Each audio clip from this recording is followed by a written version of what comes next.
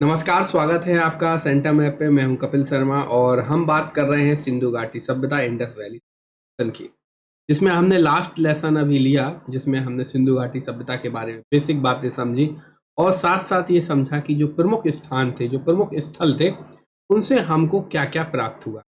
अब हमको आज समझना है सिंधु घाटी सभ्यता से संबंधित वैज्ञानिक ज्ञान, धार्मिक ज्ञान, आर्थिक ज्ञान, राजनीतिक ज्ञान। उस समय की स्थिति में उस समय के लोग जो है वो किस आधार पर, मतलब किस तरह से राजनीति कर रहे थे, किस तरह से आर्थिक गतिविधियां हो रही थी, इन सभी के बारे में विशेष तौर से हमें आज के लेक्चर में जानना है। तो चलिए एक एक करके हम इनको समझते हैं। तो ये सारी चीजें हम देख चुके हैं, सिंधु घाटी सभ्यता का क्षेत्र, सिंधु घाटी सभ्यता का नामकरण, क्यों ये नगरीय सभ्यता है, इन सब विषयों पर हम बात कर चुके हैं। जो भी स्टूडेंट ये लेक्चर देख रहे हैं तो वो पिछला लेक्चर जरूर देखें, और इसके पहले भी हमने 2-3 लेक्चर बनाए हुए हैं ताम्रपाषाण सभ्यता के बारे में। और पूरा इतिहास जो हम पढ़ रहे हैं, ये प्राचीन इतिहास, इसके सोर्स क्या क्या है, ये सब बात सब पे हम चर्चा कर चुके हैं। हाँ, कुछ कुछ हमने यहाँ तक, यहाँ यहाँ धौलावीरा तक हम बात कर चुके थे। अब आज हम बात करेंगे सिंधु घाटी सभ्यता से प्राप्त जो हमें अवशेष हैं, वो क्या क्या, किस शहर से क्या क्या अवशेष प्राप्त हुए हैं, इन पे हम बात करेंगे। और हड़प्पा सभ्यता की सामाजिक जीवन, आर्थिक जीवन, राजनीतिक जीवन, इन सभी पे, धार्मिक जीवन, इन सभी पे हम बात करने वाले हैं आज के लेक्चर। तो शुरुआती लेक्चर में आपका भी माइंड अभी फ्रेश है, तो हम बात कर लेते हैं फैक्चुअल बातों पे कि हमें किस जगह से क्या प्राप्त हुआ था। जैसे हड़प्पा, आपको मालूम है कि प्रथम स्थान था, प्रथम शहर था जो खोजा गया था। यहाँ से जो हमें प्रमुख चीज़ें मिली हैं, जो हमें एग्जाम के पॉइंट ऑफ व्यू से याद भी करनी है, वो हमें मिला है कब्रिस्तान, ठीक है, जिसका नाम दिया गया है R37, समाधान पेटियां, शंख का बना बैल, शंख के द्वारा निर्मित बैल, स्त्री के गर्भ से निकला हुआ पौधा जिसको हमने उर्वरता की देवी बोला है, गेहूं, जौ के दाने, ठीक है, अन्नागार, अन्नागार मतलब जहां अन्न रखा जाता था, जहां गेहूं, जिसको आज के समय पे हम गोदाम बोलते हैं, ठीक है। स्वास्तिक का चित्र, स्वास्तिक आप लोग जानते ही होंगे, इस तरह की आकृति बनाते हैं हम स्वास्तिक की। ये इस तरह की स्वास्तिक की आकृति बनाई जाती है। स्वास्तिक का हमें चिन्ह मिला है, हमें चक्र मिला है, हमें सीपी बहुत बड़े पैमाने पर प्राप्त हुई। तो ये हमें प्रमुख चीजें मिलती हैं। हड़प्पा से तो क्वेश्चन बनता है कि निम्नलिखित में से स्त्री के गर्भ से निकलता हुआ पौधा किस स्थान, सिंधु घाटी सभ्यता के किस स्थान से मिलता है। तो आपको याद रखना है ये मोहनजोदड़ो है। इसके प्रॉपर आपको नोट्स बनाने पड़ेंगे और 4 से 5 बार आप पढ़ोगे इसको तो आपको याद है, ठीक है। अगला शहर है मोहनजोदड़ो, जिसको आपको मालूम है मृतकों का टीला कहा जाता था। इससे क्या क्या मिला है, इससे बृहद स्नानागार, जैसे कि मैंने आपको लास्ट लेक्चर में इसकी फोटो भी दिखाई थी, किस तरह का स्नानागार था। तो आज के समय में हम जिसको स्विमिंग पूल बोलते हैं, ठीक है, उस तरह का बृहद स्नानागार, मातृ देवी की मूर्ति, कांसे की नर्तकी की मूर्ति, कांसा जो होता है, ठीक है, उसकी मूर्ति, उससे बनी हुई नर्तकी की मूर्ति, राज मुद्रक, मुद्रा पर अंकित पशुपति नाथ की एक हमको मूर्ति मिली है। जिस तरह ये देखिएगा, ये अभी मैं आपको यहाँ पे दिखाऊंगा, ये देखिएगा, ये पशुपति नाथ की मूर्ति, ये हमें मोहनजोदड़ो से मिल रही है, ठीक है। और सूती कपड़ा, हाथी का कपाल, ठीक है, जो आज जो जिससे मकान बनता है, ईंट का प्रयोग किया जाता है जिसको, ठीक है, उसके जहाँ ईंटों का बनता है, जैसे कह सकते हैं ईंटों की फैक्ट्री को भट्टा बोलते हैं, ठीक है। तो भट्टों के अवशेष मिले हैं ये हमें, क्या, मोहनजोदड़ो से। हाँ, एक प्रमुख चीज हमें और मिलती है, मिट्टी की तराजू, हमें मिट्टी की तराजू मिलती है, कहाँ से, मोहन। अब आपको मैंने बात बोली कि भट्टे के साक्ष्य मिले हैं, तो सब बड़ी बनी बात है कि बड़े ईंटों के, काफी सारे ईंटों के साक्ष्य भी हमें प्राप्त हो रहे हैं, बिल्कुल यहाँ से हमें प्राप्त। तो इसके बाद हड़प्पा हो गया, मोहनजोदड़ो हो गया, कुछ 3-4 जगह और है जहां से प्रमुख प्रमुख चीजें मिली हैं, जो कि हमारे एग्जाम के पॉइंट ऑफ व्यू से मोस्ट इंपॉर्टेंट है। इस वजह से हम यहाँ, चंदूदड़ो अगली जगह है जहां से हमें अलंकृत हाथी, वक्राकार ईंटें, कंघा, लिपस्टिक, 4 पहियों वाली गाड़ी, अलंकृत हाथी मन के, इत्यादि प्राप्त। तो मोस्ट इंपोर्टेंट चंदूदड़ों से हमें क्या याद रखना है? देखो, आज की सौंदर्य की चीजों में से लिपस्टिक, ठीक है, ये हमें प्राप्त हो रही है कहाँ से? चंदूदड़, ठीक है, याद रखना है। अगला है कालीबंगा, जिसको आपको मालूम होगा, आपको बता रहा है काले रंग की जो उपनाम था। यहां से हमें आयताकार 7 अग्नि वेदिकाएं मिलती हैं, अग्नि कुंड जिनको आज आप बोलते हैं, वहां में कालीबंगा से 7 अग्नि वेदिकाएं मिल रही हैं। जुते हुए खेतों के साक्ष्य मिल रहे हैं हमें। कांच एवं मिट्टी की चूड़ियां प्राप्त हो रही हैं कालीबंगा से, जैसे सिलवट्टा, सूती कपड़े के साथ छाप वाले हमें वो मिल रहे हैं, डाई जिसको बोलते हैं। माणिक, मिट्टी के मनके, बेलनाकार मोहरें, मिट्टी के खिलौने और प्रतीकात्मक समाधियां हमें मिली है काली। ये प्रमुख स्थान, प्रमुख चीजें हैं, प्रमुख वस्तुएं हैं जो हमें कालीबंगा। बात करें लोथल, याद होगा आपको, भोगवा नदी के किनारे मैंने आपको बताया था उस दौरान प्रमुख बातें लोथल। तो यहाँ से क्या क्या मिल रहा है? तो डॉकयार्ड, बंदरगाह यहाँ से हमें मिला है। धान के, चावल और बाजरे के साक्ष्य मिले थे, ये बातें हम। मोस्ट इंपॉर्टेंट बात एक जो और बता रही है लोथल के बारे में कि यहाँ पे व्यापार होता था, वैदेशिक व्यापार होता था। फारस की मोहर, जब हमें फारस या दूसरे देश की मोहरें मिल रही हैं, क्यों मिल रही हैं? सिंपल सी बात है, उस देश से हमारा, क्षेत्र से हमारा, ठीक है। 3 युगल समाधियां, 3 एक साथ लोगों को एक साथ दफनाया गया, इस तरह की। धान की भूसी और मन का बर्तन बनाने का उद्योग, तांबे के आकार से बना हुआ कुत्ते का आकार, ठीक है, एक छोटा दिशा सूचक, ये सब कुछ हमें मिल रहे हैं कहां से? लोथल से मिल। इसके बाद बात करें हम सूरकोटदा।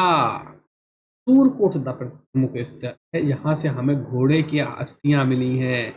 ये यूपीएससी ने क्वेश्चन पूछा था 2017 में, आईएएस की परीक्षा में, प्रारंभिक परीक्षा में क्वेश्चन पूछा गया था, घोड़े के हड्डियों के साथ हमें निम्नलिखित में से किस स्थल प्राप्त हुए थे? उसका आंसर क्या था? सूरकोटदा, क्या था? सूरकोट, ठीक है। विशेष कब्रगार मिला है यहाँ पे हमें। और बनावली की बात करें तो बनावली से हमें हल्की आकृति वाले मिट्टी के खिलौने मिले हैं, जो और तांबे के बारे में भी हमें मालूम चला है यहाँ से, बनावली, ठीक है। अब आपने प्रमुख बातें जान ली कि कुल हड़प्पा कालीन सिंधु सभ्यता के प्रमुख शहर, प्रमुख स्थान और वहां से प्राप्त अवशेष, ये सब जान चुके।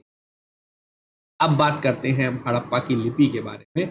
इस फोटोग्राफ को देख लीजिएगा, जो मैंने आपसे कहा था कि अभी गाड़ी मिली है, पशुपति मिले हैं, ठीक है। तो ये पशुपति है, ये गाड़ी का आकार की मिट्टी की मूर्तियों के साथ मिला हमें, हल्का प्रयोग करते हुए, ठीक है। और ये कुछ ज्वेलरी आज के समय पे कह सकते हैं, इस तरह से हमें। अब बात कर लें हड़प्पा लिपि। एक्चुअली में हड़प्पा जो लिपि है, हड़प्पा संस्कृति की जो भाषा है, उसमें क्या क्या कैसी भाषा है? पेट्रोक है, मतलब पिक्चर में आकार बना हुआ है, ठीक है। तो इसकी भाषा को अभी तक क्या किया? डिसाइफर नहीं कर पाए हैं, मतलब अभी तक इस भाषा को पढ़ा नहीं जा सकता। बहुत सारे विद्वान पे लगे हुए हैं, ठीक है, कई सालों से लगे हैं, ताकि इस संस्कृति, सिंधु घाटी सभ्यता का डिसाइफर, मतलब और सटीक, मतलब जो देखो, जो वहाँ के प्राप्त वस्तुएं हमें मिली है, ठीक है, वहां से प्राप्त वस्तुएं मिली है, तो हम उससे क्या कर रहे हैं? अनुमान लगा रहे हैं उस सभ्यता का, सिंधु घाटी सभ्यता। जब हम लिखित फॉर्म में उसको पढ़ लेंगे तो हम एकदम बिल्कुल कंफर्म हो जाएंगे क्या क्या होता है। तो हड़प्पाई लिपि में लगभग 64 मूल चिन्ह दिए गए हैं, ठीक है, जो सेल खड़ी की आयताकार मोहरों, तांबे की गुटिकाओं आदि पर मिलते हैं। इस लिपि का सबसे पुराना जो नमूना 1553 में मिला था, और 1923 तक ये पूरी लिपि जो है प्रकाश में आ चुकी थी। कि हाँ, इसके 64 जो है वो चिन्ह है, जैसे कि आज हम ABCD के 26 वर्ड होते हैं, उसी प्रकार से उनकी सभ्यता के जो चिन्ह है वो 64 है टोटल, लेकिन अभी तक इसको हम पढ़ नहीं। किस तरह के चिन्ह है ये? क्या जिस तरह से हम ABCD लिख रहे हैं क्या कोई ये भाषा की तरीके के चिन्ह है? नहीं, ये पिक्टोग्राफ है, चित्रात्मक है। और ये कैसे चल रहे हैं? ये दाएं से बाएं चल रहे हैं, ठीक है, याद रखना, ये दाएं से बाएं चल रहे हैं,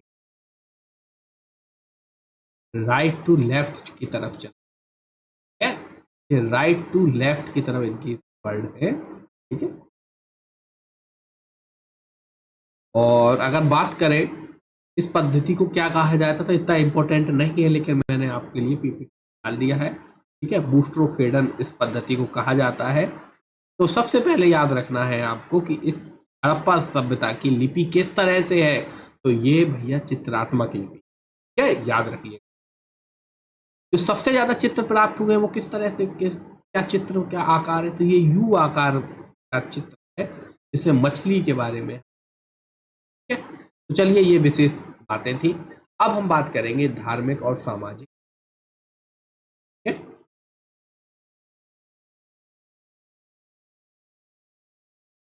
चलिए, तो अब हम समझ लेते हैं हड़प्पा कालीन सामाजिक, धार्मिक, राजनैतिक और आर्थिक दशाओं के बारे में।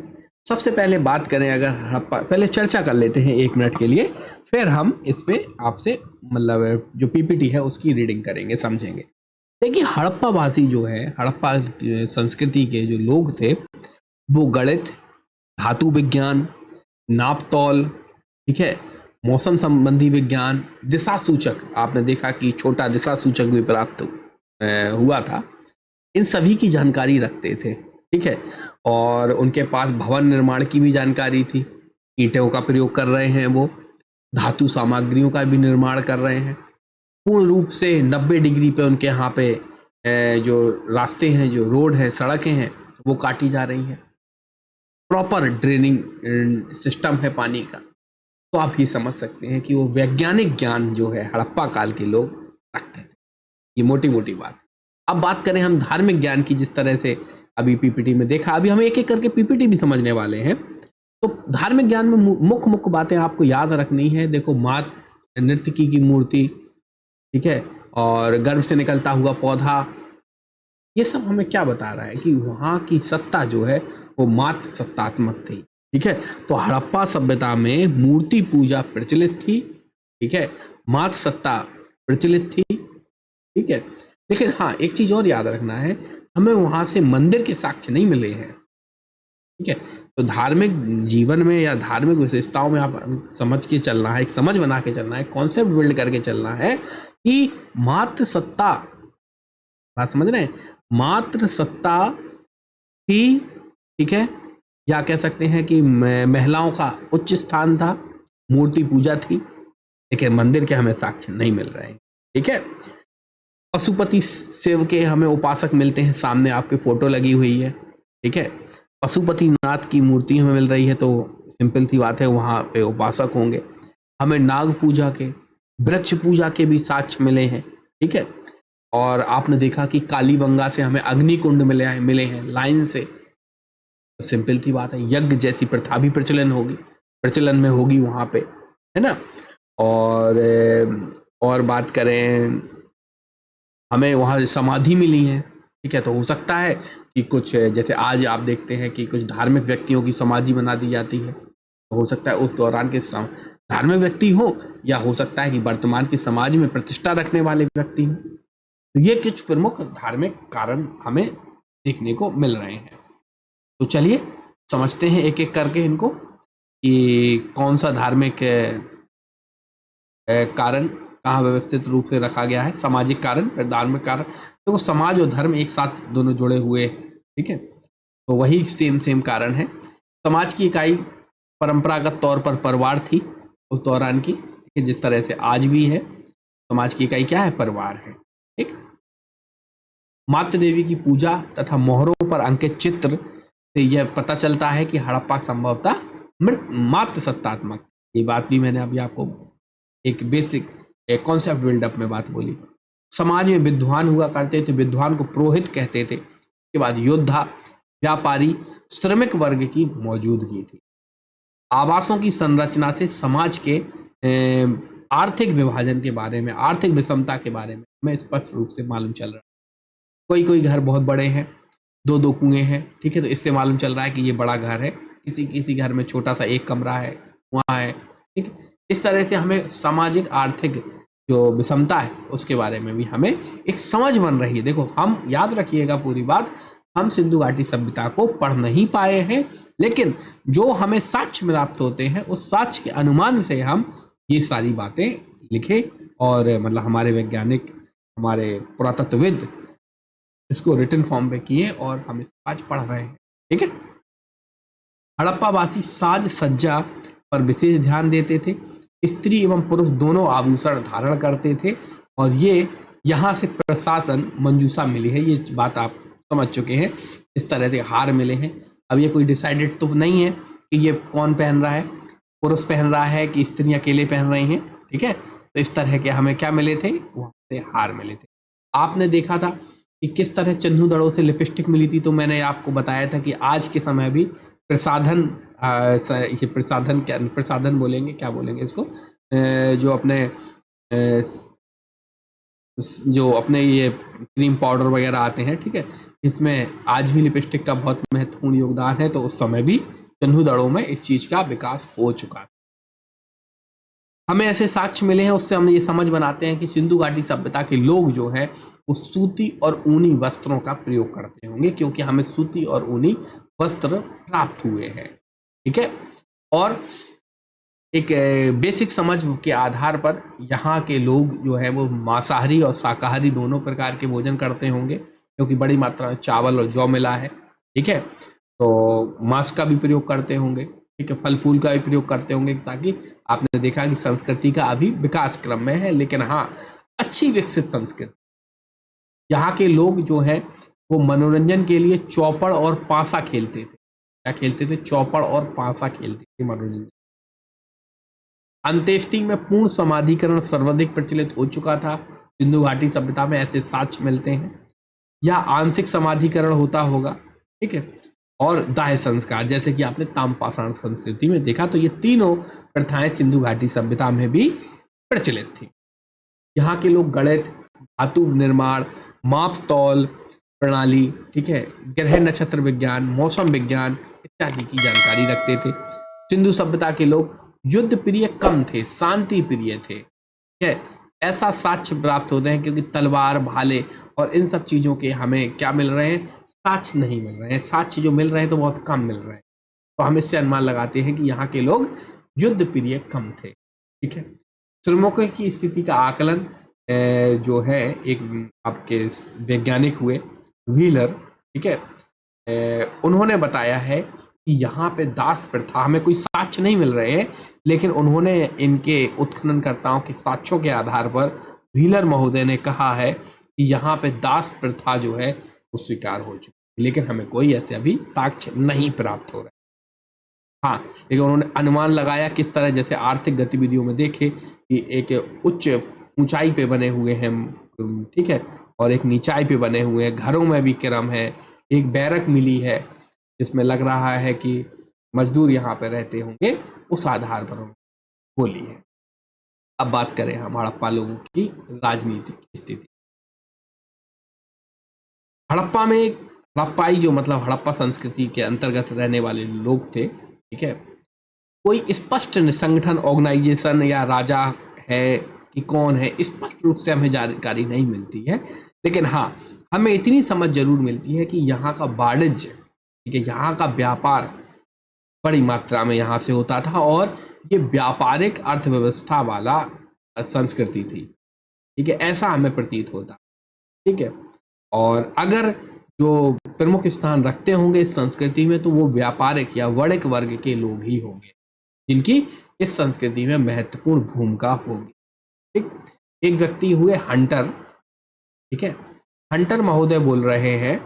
हंटर महोदय ने बोला है, पेन चेंज, हाँ, हंटर महोदय ने कहा है, इनके अनुसार मोहनजोदड़ो का शासन जो है राजतंत्रात्मक ना होकर जनतंत्रात्मक, मतलब जनता का शासन था मोहनजोदड़ो में। मतलब यह सिंधु घाटी सभ्यता में एक राजा ना होकर, राजा शासन नहीं करता था, जबकि जनता के द्वारा चुना गया प्रतिनिधि शासन ऐसा ये बोल रहे हैं हंटर महोदय। इसी जगह पे व्हीलर महोदय ने अपने कुछ विचार रखे हैं। उन्होंने कहा है कि सिंधु सभ्यता के लोगों का शासन जो है वो मध्य वर्गीय था, जो मिडिल क्लास लोग हैं, ठीक है, उनका शासन था। जिस तरह से आज हम कह सकते हैं जो अपना वोट होता है, लोकतंत्र जिसको बोलते हैं, अभी हम भारतीय राज्य व्यवस्था पढ़ेंगे तो बहुत अच्छे से इन सब चीज़ों के बारे में जानेंगे, ठीक है, तो आपको और अच्छी समझ विकसित होगी इन सब टॉपिक। तो व्हीलर महोदय ने कहा है कि भैया जो मिडिल क्लास लोग थे उनका शासन था और उसमें जो कि धर्म की महत्वता, इस तरह से शासन हो रहा था सिंधु घाटी सभ्यता। अब बात करें हम आर्थिक जीवन की, कि आर्थिक जीवन कैसा था सिंधु घाटी सभ्यता के समय। तो भैया सिंधु घाटी की सभ्यता में कह सकते हैं हम कि कृषि जो थी, एग्रीकल्चर जो था वो बढ़ चुका, उन्नत स्थिति में, और उसी के माध्यम से व्यापार हो रहा था। व्यापार कैसे होता था उस समय? व्यापार संभवतः वस्तु विनिमय के माध्यम। वस्तु विनिमय का मतलब एक वस्तु तुमने दी हमारी तो दूसरी वस्तु, मतलब एक बस आपस में अदला बदली करके, ठीक है। तुम्हारे यहाँ कपास का उत्पादन ज़्यादा हो रहा है, हमारे यहाँ आलू का उत्पादन ज़्यादा हो रहा है, तो हम कपास के बदले में आलू लें, इस तरह, ठीक है। और सिंधु घाटी का सभ्यता केवल सिंधु क्षेत्र तक ही नहीं सीमित था, अपितु मिस्र, मेसोपोटामिया, मध्य एशिया में भी व्यापार होता था। ऐसे साक्ष्य प्राप्त हुए। कैसे मिले हैं? क्योंकि वहाँ की मोहरें प्राप्त, और हमारे यहाँ पे उत्पादन की जाने वाली चीज़ें मेसोपोटामिया में प्राप्त, मध्य एशिया में प्राप्त हुई, मिस्र में प्राप्त हुई है। तो इससे मालूम चलता है कि हमारी आपस में व्यापारिक संबंध। प्रमुख बंदरगाह थे सिंधु घाटी सभ्यता में, जैसे लोथल, रंगपुर, सूतकोटदा, ठीक है, प्रभास पाटन। ये प्रमुख जो क्या थे, ये प्रमुख बंदरगाह थे उस समय पे। क्या थे? लोथल, रंगपुर, सूरकोटदा, प्रभास पाटन, ये प्रमुख बंदरगाह थे उस समय, जो कि मिस्र, मेसोपोटामिया और मध्य एशिया से क्या कर रहे थे? व्यापार कर रहे थे। हड़प्पा सभ्यता में आपने समझ चुके हैं, नाप तौल विकसित हो चुका था, लेकिन मोस्ट इंपॉर्टेंट याद रखना है, हड़प्पा सभ्यता में माप की प्रणाली जो थी वो कैसी थी? नाप तौल की प्रणाली, दशमलव प्रणाली। इस बात को याद रखना है, बहुत बार क्वेश्चन बना कि हड़प्पा सभ्यता की माप की प्रणाली किस तरह की थी? तो ये दशमलव प्रणाली, ठीक है, जो कि इकाई 16 के गुणक होती थी।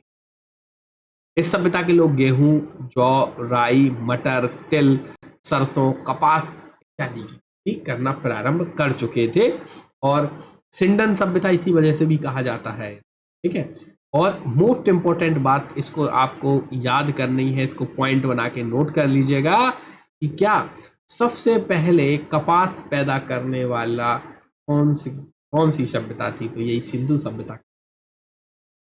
विश्व में सबसे पहले कपास पैदा करने का श्रेय सिंधु सभ्यता के लोगों को जा, ये मोस्ट इंपोर्टेंट पॉइंट है आपको। इसी वजह से यूनानियों ने इनका नाम क्या दिया? इनको सिंडन या सिंडोन नाम दिया। ये अन्यथा और बातें हैं, ये तरबूज, खरबूज, नारियल जैसी फसलों से भी परिचित थे, ये तो बेसिक बात हो। हाँ, अब क्वेश्चन बने कि सिंधु घाटी सभ्यता के लोगों का प्रमुख खाद्यान्न कौन था? प्रमुख फूड कौन सा था? तो गेहूं था और जौ। कौन सा था? गेहूं और जौ। अब आप पढ़ चुके हैं ताम्रपाषाण संस्कृति, ठीक है, आपने पढ़ा कि तांबे क्या प्रयोग होने लगा है, ठीक। तो सिंपल सी बात है, कहाँ से तांबे का प्रयोग हुआ? पत्थर से तांबे का। तो आप कृषि कार्य के लिए क्या कर रहे होंगे? तांबे का प्रयोग कर रहे होंगे, पत्थरों का प्रयोग कर रहे होंगे। संभवतः सिंधु घाटी की सभ्यता के लोग पत्थर और कांसे के औजारों का प्रयोग करते थे, जिसमें कि फावड़ा और फाल जो है वो नहीं मिला हमें, लेकिन संभवतः ये लोग, जैसे हमने देखा मिट्टी के बर्तन मिला जिसमें हमें हल बना हुआ मिला है ना, तो हल का बनने का मतलब है ये हल का प्रयोग कर रहे हैं। हल में जरूर आपके कांसे का प्रयोग, ठीक है। तो फावड़ा वगैरह नहीं मिले हैं हमें संस्कृति से, लेकिन हम अनुमान लगाते हैं कि पत्थर और कांसे के औजारों का प्रयोग जरूर सिंधु घाटी की सभ्यता कृषि के उत्पादन को बढ़ाने के लिए जरूर करते हैं। और ऐसा नहीं है कि सिंधु घाटी सभ्यता नगरीय सभ्यता थी तो केवल और केवल नगर थे। नहीं, उस दौरान भी, उस काल में भी क्या थे, उस काल में भी गांव थे। ठीक है, जो अन्य पदार्थों की आपूर्ति शहरों को, नगरों को गांव से प्राप्त हो रही थी, ऐसा अनुमान है हमारे उत्खननकर्ताओं का, हमारे ये इतिहासकारों का। ठीक है, और कृषि के साथ साथ पशुपालन भी होता था, जैसे कि आपको मालूम है कि आप पहले ही पढ़ चुके हैं कि कुत्ते को पालतू जानवर बनाया जा चुका था। ठीक है, कृषि कार्यों में, कृषि के सामानों को ले जाने के लिए, परिवहन के लिए, व्यापार के लिए पशुओं का प्रयोग किया जा रहा था। जिस तरह से आपने देखा है 1 साल पहले तक इस तरह से बैलगाड़ी का प्रयोग किया जाता था सामान यहाँ से वहाँ ले जाने में। ठीक है, तो ये सब बातें यहाँ पे पीपीटी में भी नोट है जो मैं आपको डिस्कस कर रहा हूँ। पशुओं और परिवहन में महत्वपूर्ण भूमिका थी। पशुओं में कुबड़ वाले बैल, भेड़, बकरी, हाथी, भैंस, गाय, गधे, सुअर व कुत्ते आदि का अनुमान। ये मोस्ट इंपॉर्टेंट बात है, ये क्वेश्चन अभी तक बना नहीं है, किसी ना किसी एग्जाम में बनने वाला है। गुजरात के निवासी सिंधु घाटी सभ्यता के दौरान के काल के समय गुजरात क्षेत्र के निवासी हाथी को पालना प्रारंभ कर चुके। क्या कर चुके थे? हाथी को पालना प्रारंभ कर चुके। अब बात करें धार्मिक, सिंधु घाटी सभ्यता की धार्मिक जीवन की बातें, ब्रीफ में हम बातें कर चुके हैं, फिर उसी को आगे कंटिन्यू कर रहे हैं। सिंधु निवासी ईश्वर की पूजा, मानव की पूजा, ईश्वर की पूजा, मानव, वृक्ष एवं पशु, वृक्ष एवं पशु तीनों रूपों में करते हैं। जो सिंधु घाटी सभ्यता के लोग थे वो ईश्वर की पूजा जो है वो मानव के रूप में, वृक्ष के रूप में, पशु के रूप में, तीनों के रूप में करते हैं। इस सभ्यता के लोग भूत प्रेत, मंत्र तंत्र इत्यादि में विश्वास करने लगे। क्यों? क्योंकि आपने देखा कि ताबीजों का बहुत बड़ा भंडार हमें वहां से प्राप्त होता है। ठीक है, चन्नू दड़ों से आपने देखा कई जगह हमें मोहरें मिली है, कई जगह हमें बलि प्रथा होने के साक्ष्य भी मिले थे, और हमें ताबीजों का ढेर भी मिला। तो ये सब चीजें धार्मिक जीवन में सिंधु घाटी सभ्यता के लोगों में आ चुकी। ये लोग मातृ देवी, रुद्र देवता, पशुपतिनाथ, जिसकी मैंने अभी आपको फोटो दिखाई थी, ठीक है, लिंग योनि आदि की पूजा करते थे। और इसके अलावा सिंधु घाटी सभ्यता के लोग वृक्ष, पशु, सांप, पक्षी इत्यादि की भी पूजा करना प्रारंभ कर दिया। कालीबंगा से हमें बहुत सारे अग्निकुंड के, आपने देखा 4 अग्निकुंड लाइन से थे। ठीक है, अग्निकुंड के हमें साक्ष्य भी प्राप्त हो रहे हैं। हाँ, हमें कहाँ से, हमें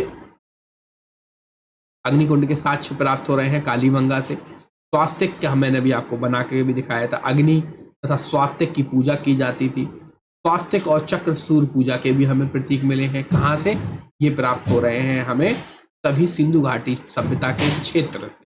ठीक है, सैंदोवासी जो है वो पुनर्जन्म में विश्वास करने लगे थे। इसी वजह से हमने देखा है कि जो समाधान किया गया, जो दाह संस्कार किए गए हैं, जो पूर्ण समाधान किए गए, आंशिक समाधान, उनमें हमें कलश मिल रहे हैं, हमें उसमें उनके साथ साथ साक्ष्य मिल रहे हैं, सामान मिल रहा है हमें।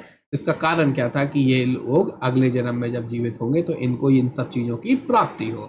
ठीक है, और सारी बातें मोस्टली हम लोग सभी धार्मिक जीवन की आपको बात कर चुके हैं। इस तरह हमें धार्मिक जीवन की मूर्तियों के बारे में मिल रहा है, या हमें आकार मिल रहा है हमें गुजरात से, जिससे हम अनुमान लगा पा रहे हैं कि गुजरात के लोग हाथी को पालना प्रारंभ कर दिया था। कुबड़ वाला बैल, ठीक है, ये बैल, ये मातृ देवी की मूर्ति, इस तरह की चीजें हमें प्राप्त हो रही हैं सिंधु घाटी। अब बात करते हैं लास्ट बात कि सिंधु घाटी सभ्यता का पतन कैसे हो। ठीक है, अब देखो इसमें अलग अलग मत है। ठीक है, कुछ मत हैं जो कहते हैं कि आर्य आए, अभी आने वाले चैप्टर में आप वैदिक सभ्यता पढ़ने हैं तो उसमें आर्यों के बारे में पढ़ेंगे आप। तो कुछ विद्वानों का मानना है कि आर्यों ने आक्रमण किया, आर्यों का आक्रमण का सिद्धांत की बात की जाती है, जिसकी पुरातात्विक पुष्टि नहीं है, बस एक अनुमान है। कोई पुरातात्विक इस तरह से साक्ष्य नहीं प्राप्त हुआ है कि आर्यों ने आक्रमण किया जिस वजह से उनकी संस्कृति का जो है वो पतन हो गया, हड़प्पा संस्कृति का पतन हो गया, ऐसे कोई साक्ष्य नहीं मिल रहे हैं। लेकिन एक अनुमान है, लेकिन ये मत स्वीकार भी नहीं किया गया है। ठीक है, पारिस्थितिकी असंतुलन हो सकता है, ऐसा ये मत स्वीकार किया गया है कि परिस्थिति का असंतुलन बिगड़ गया हो, जिस कारण से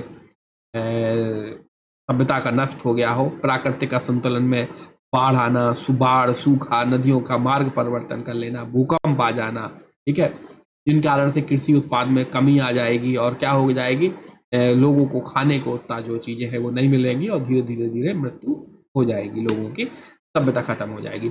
इस तरह के मत माने। तो कुछ प्रमुख विद्वान हैं जो अपने अपने मत दे रहे हैं। क्या क्या मत दे रहे हैं भैया? गार्डन चाइल्ड और व्हीलर दे रहे हैं कि भैया बाह्य और एवं आर्यों के आक्रमण से क्या हुआ है, सभ्यता नष्ट हो गई है। जॉन मार्शल अनरेस्ट मैके एवं एस आर राव कह रहे हैं भैया बाढ़ आई थी जिसकी वजह से क्या हो गई, सभ्यता खत्म हो गई है। Stein, Amalananda Ghosh, Aurel Stein और अमलानंद घोष कह रहे हैं जलवायु परिवर्तन से। एम आर साहिनी कह रहे हैं भूतात्विक परिवर्तन और जल प्लवन से। जॉन मार्शल कह रहे हैं प्रशासनिक स्थिरता आ गई है, शिथिलता आ गई है। के यू आर कनेडी कह रहे हैं प्राकृतिक आपदाएं। ठीक है, तो इन विद्वानों ने अपने अपने मत दिए हैं जिनके अनुसार सिंधु घाटी सभ्यता का किस तरह से नष्ट हुई है। ठीक है, और आपने प्रमुख बातें समझ ली। ठीक, और चलिए सिंधु घाटी सभ्यता जैसा महत्वपूर्ण टॉपिक हमारा समाप्त होता है।